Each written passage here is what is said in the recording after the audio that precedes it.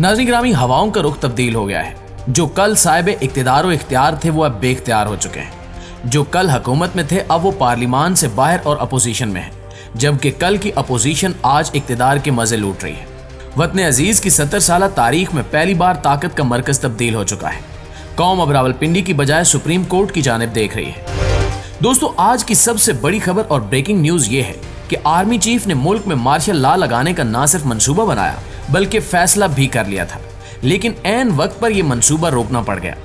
अब सवाल ये पैदा होता है कि आखिर आर्मी चीफ ने मार्शल लॉ लगाने का मंसूबा क्यों बनाया। बज़ाहिर तो सिविल मिलिट्री ताल्लुकात बेहतरीन लग रहे हैं, लेकिन इसके बावजूद मार्शल लॉ लगाने की खबर कैसे बाहर आ गई। अब सवाल ये है कि आखिर वो कौन था जिसने आर्मी चीफ को मार्शल लॉ लगाने का मशवरा दिया। $1 मिलियन सवाल तो ये भी बनता है कि अगर आर्मी चीफ मुल्क में मार्शल लॉ लगाने का फैसला कर चुके थे तो फिर आखिर वो कौन सी ताकत है जिसने सिपा सालार को मार्शल लॉ लगाने से रोका और उन्हें इस बात पर कायल कर लिया कि मुल्क में जैसी भी जमहूरियत है इसे चलने दें। दोस्तों, अब जैसे जैसे नवंबर का महीना आगे बढ़ता जा रहा है वैसे वैसे नए आर्मी चीफ की तैनाती के मामले पर बहुत सी अफवाहें क्या सराहियां और चहमगोइयां जन्म ले रही हैं।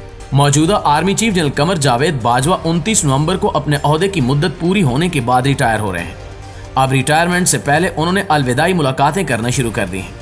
पाक फौज के नए सिपा सालार कौन होंगे और हुकूमत किस जर्नैल को अगला आर्मी चीफ बनाने जा रही है, इस मामले से जुड़ी बहुत ही एक्सक्लूसिव तफसीलात आपके साथ आज की इस वीडियो में शेयर की जाएंगी। एक और खबर से भी आपको आगाह करते चलें कि पहले पाकिस्तान में ताकत का मरकज रावलपिंडी को कहा जाता था, लेकिन अब पहली मर्तबा ऐसा हुआ है कि पूरी कौम चीफ जस्टिस उमर अता बंदयाल साहब की जानिब देख रही है। और ये भी फर्स्ट टाइम ही है कि पाकिस्तान में अब इख्तियारात का मरकज और मंबा सुप्रीम कोर्ट के चीफ जस्टिस बन गए हैं। गुज़श्ता रोज चीफ जस्टिस ने समाअत के दौरान जो रिमार्क्स दिए और जिस दो टोक अंदाज में वाजे किया कि किसी को भी आइन और कानून की खिलाफ वर्जी करने की इजाजत नहीं दी जाएगी, तो इसने तमाम जमहूरियत पसंद और आइन और कानून की बालादस्ती के ख्वाब देखने वालों को खुश कर दिया। प्यारे साथियों, चीफ जस्टिस पाकिस्तान ने चेयरमैन तहरीके इंसाफ इमरान खान पर कातलाना हमले का 24 घंटे में मुकदमा दर्ज करने का हुक्म दिया था। दरअसल सुप्रीम कोर्ट में इमरान खान के खिलाफ तौहीन अदालत केस की समाअत थी।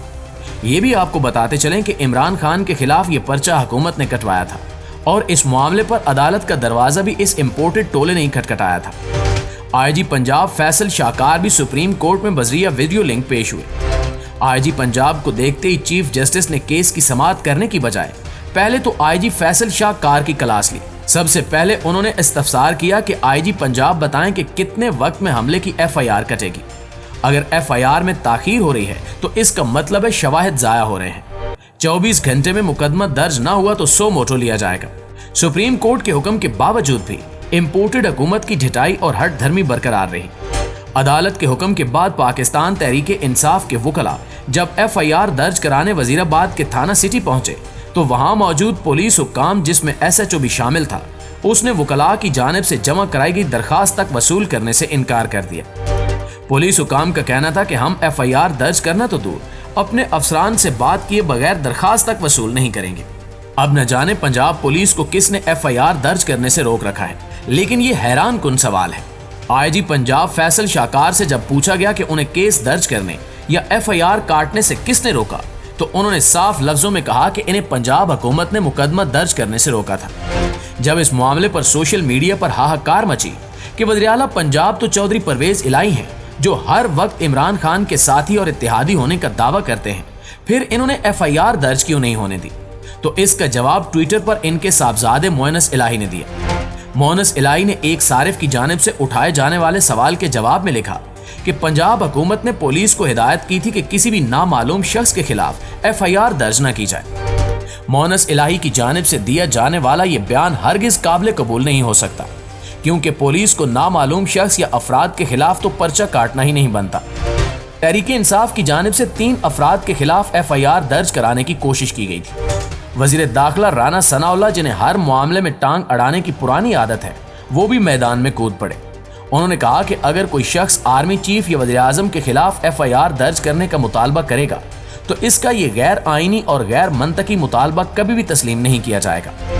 सुप्रीम कोर्ट के अहकामात के बावजूद भी रात तक हुकूमत ने मामले को लटकाए रखा और FIR की राह में रुकावटें डाली जाती रहीं, लेकिन जब मिक्स अचार पार्टी की जानिब से कानूनी माहिरीन से मुशावरत की गई तो फिर फैसला किया गया कि पीटीआई चेयरमैन इमरान खान पर होने वाले हमले का मुकदमा दर्ज होने दिया जाए, कहीं ऐसा न हो कि सुप्रीम कोर्ट में एक बार फिर हाजिरी हो जाए। सुप्रीम कोर्ट की जानिब से एफआईआर दर्ज कराने के लिए की जाने वाली इस नरम मुदाखलत को सराहा जा रहा है और सोशल मीडिया पर चीफ जस्टिस उमर अता बंदयाल साहब की खूब जय-जयकार हो रही है। दोस्तों, इस बात से कतई नजर कि हमला इमरान खान पर हुआ या किसी आम शख्स पर, ये कैसा मजाक है कि 4 दिन तक एक हमले का मुकदमा दर्ज नहीं किया गया। एफआईआर दर्ज न होने का सबसे ज्यादा नुकसान ये हुआ कि इस हमले की तहकीकात मुतासिर हुई। गिरफ्तार हमला आवर से तफ्तीश तक नहीं की जा सकी, क्योंकि कानून के मुताबिक जब तक एफआईआर दर्ज न हो पुलिस इन्वेस्टिगेशन आगे नहीं बढ़ा सकती। जिस मुल्क में साबिक वज़ीर-ए-आज़म पर हमले की एफआईआर दर्ज होने में 4 दिन लग जाएं और इसके बावजूद मर्जी की एफआईआर दर्ज न कराई जा सके, तो फिर उस मुल्क का अल्लाह ही हाफिज है। नाज़रीन ग्रामी, रात गए वजीराबाद के थाना सिटी में दर्ज कराई गई एफआईआर का मुद्दई सब इंस्पेक्टर आमिर शहजाद है। मुकदमे में 302, 224 और 440 समेत दहशतगर्दी की दफात शामिल है और एफआईआर का नंबर 22/691 दर्ज है। एफआईआर में कहा गया कि इमरान खान के कंटेनर के बाएं जानिब से फायरिंग की गई। मुकदमे में नवीद वल्द बशीर को फायरिंग का मुलजम नामजद किया गया, जबकि इमरान खान की जानिब से लिए जाने वाले तीनों में से किसी एक शख्स का नाम भी एफआईआर में शामिल नहीं किया गया। एफआईआर में मोहम्मद अहमद चट्ठा और हमजा अल्ताफ समेत 11 मालूम और कुछ नामालूम जख्मियों का जिक्र है।